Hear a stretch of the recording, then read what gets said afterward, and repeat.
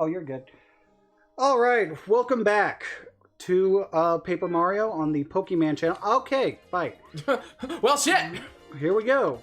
So... Welcome back to Middle Girl, which is a Welcome back to the Pokemon channel.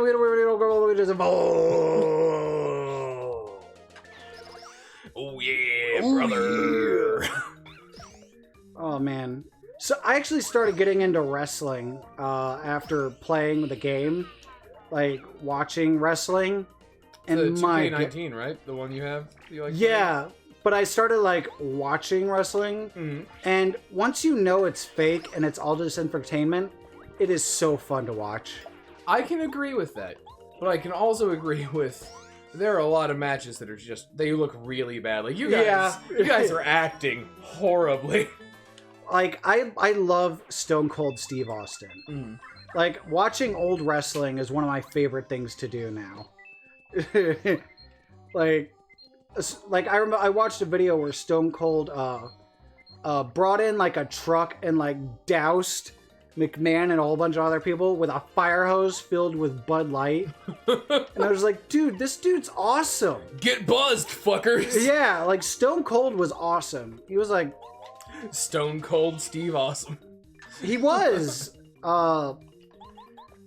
That was back when my mom watched wrestling too. Like that's old. That's WWF to WWE. You know? Yeah. Before Pandas sued WWE. Pandas?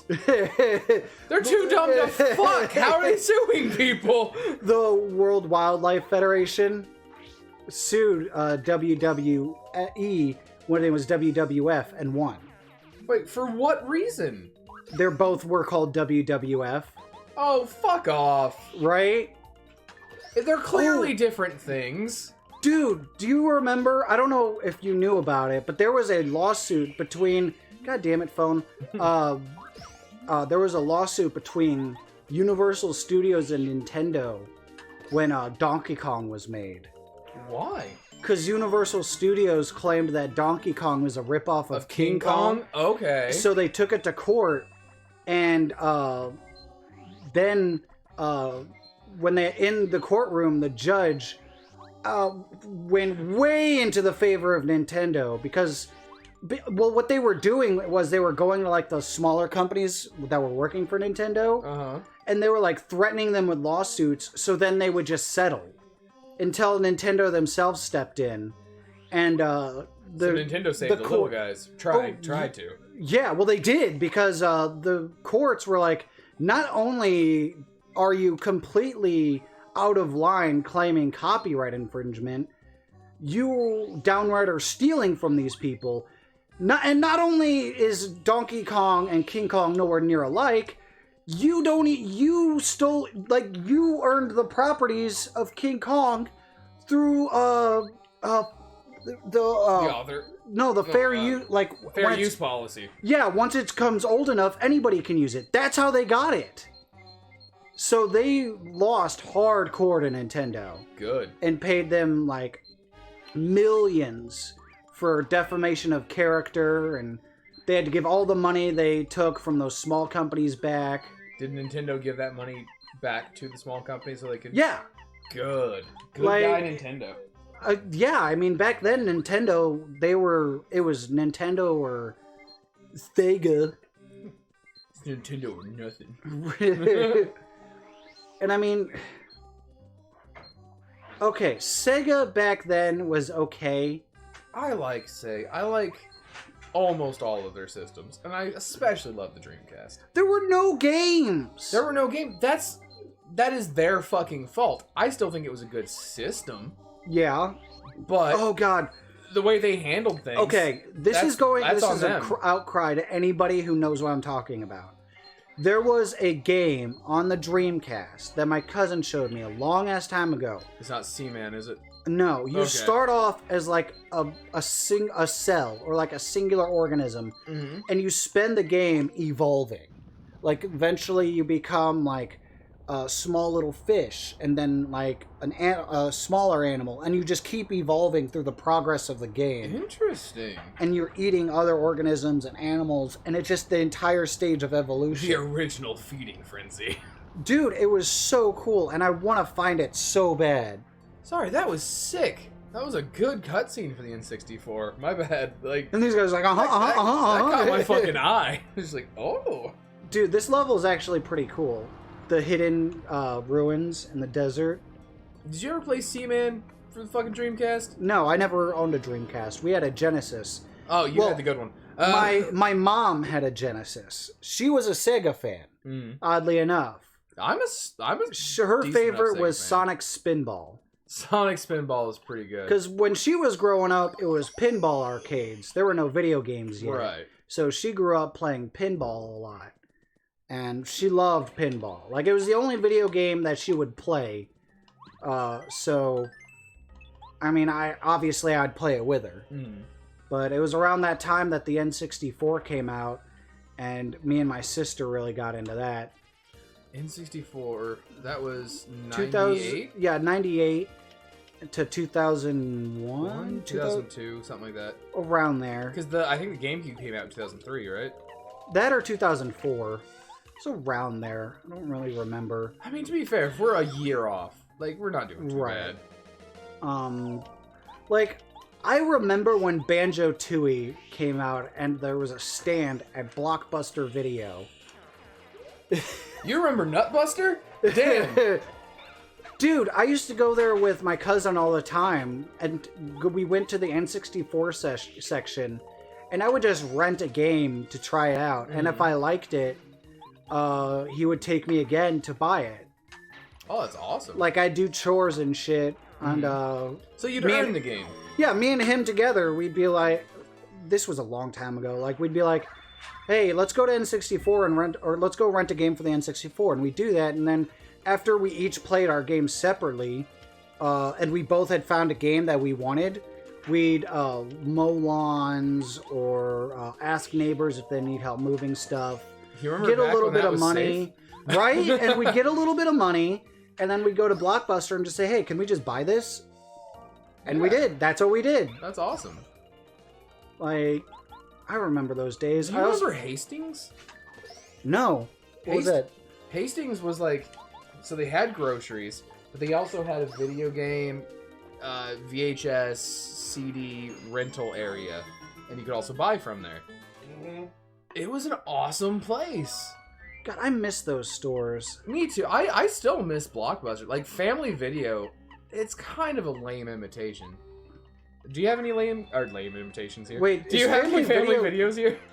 I thought they went out of business. They're still around, like, at least in Springfield. The only one I knew was in St. Louis when I lived out there, and they went out of business. They've definitely been struggling recently in our town. Because Yeah. they used to always be attached to a Little Caesars. Pizza in a movie. Yeah. You go in, $5 pizza, and, you know, a $2 movie. And, like, they had really good business. But then they tried to make their own pizza chain that failed miserably. Oh, God. And now they're selling, like, cell phones and stuff in their store, like Metro PCS and shit. So they're clinging to life right now. Yeah. I remember... Which sucks, but... I remember a handful of games I rented and then ended up buying.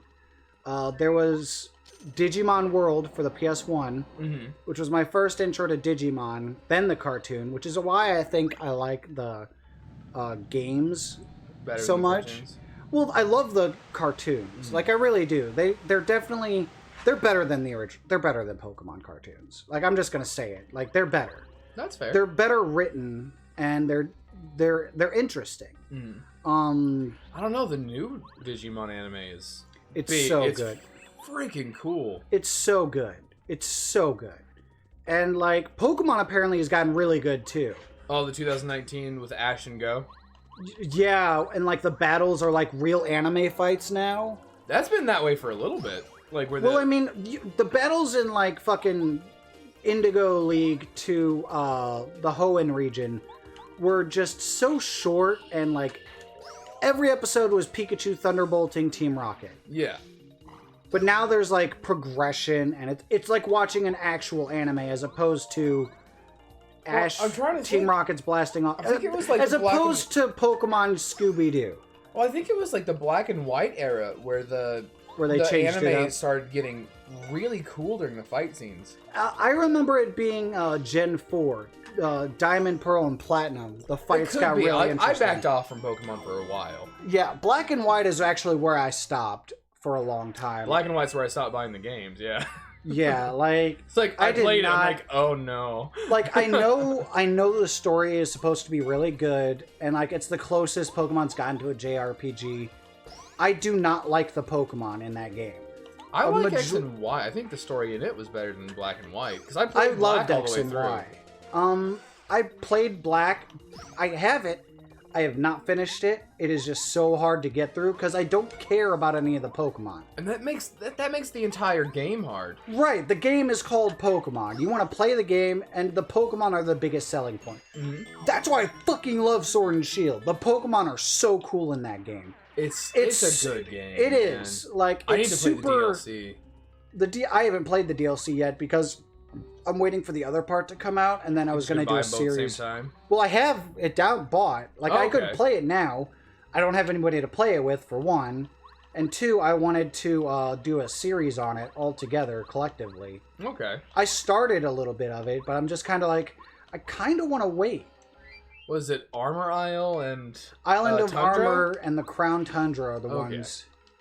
And I love that it's Sword, Shield, Armor, Crown. That is very well thought out. I love that it's not like precious gems anymore. It went from colors to gems, back to colors. Back to colors, back to gems, X and Y. Who knows? The stars. It was all over the place for a while. And I mean, it kind of... You know, I gotta say, I didn't like Sun and Moon all that much. I loved...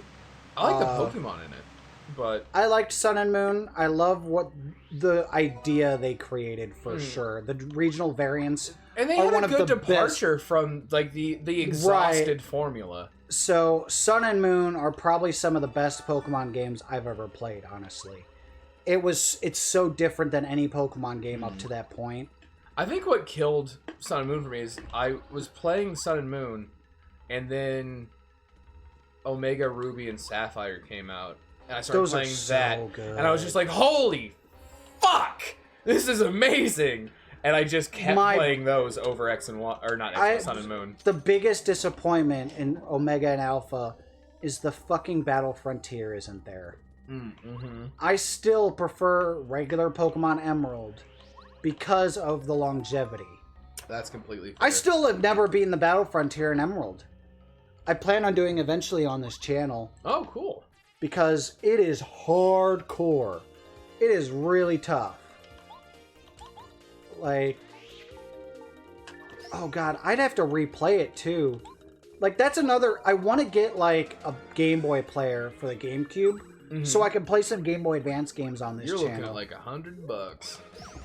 Oh, I found one. bad. I found one for like $60 on eBay. With the attachment and the disc.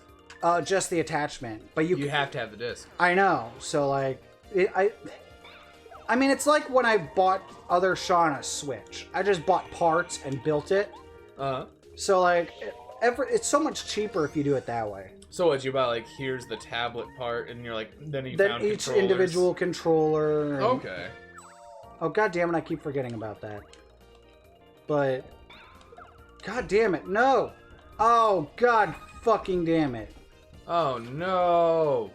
Oh no! When was the last time I saved? Oh shit. Oh no! Oh no! Oh no! Oh no! We got so caught up in fucking talking that we stopped with all voice acting and everything. Oh, and thank God I saved in here, but Woo! we're gonna call that a day with Paper Mario. So, thanks for watching, everybody. We will see you next time. Bye. Peace.